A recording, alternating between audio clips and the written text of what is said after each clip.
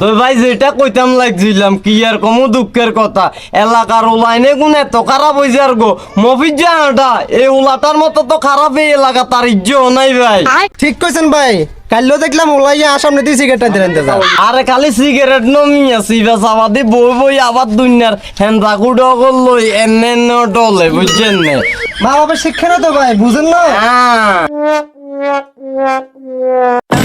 থাক থাক না সাহেব ভাই গিয়া পেনশন দেনছে দেখছেন না ভাই কত বউ আদব কেনে ধরা চান না চাইন নাই মু ইয়া কইতাম ভাই ঠান্ডা এলাকাতে এমন কিছু মানুষ আছে এগুনের নিজের হোলার গো নাই ঠিক আরেকজনের হোলার নামে বদনাম করে বইবে বুঝেন না এগুনের ফাইলে ভাই আমি যে কি করবো মানে আমি নিজেও জানি না।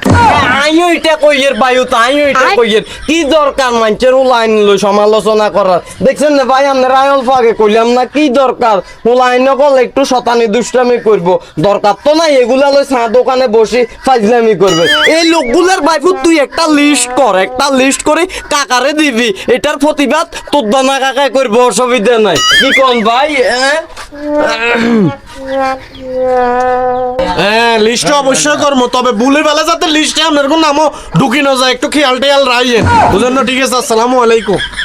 কি ব্যাপার দোনা ভাই, আনি কিনা করতে লাগলেন কি অন করলেন কি জায়গায় তো সরফলটাই লাইলেন?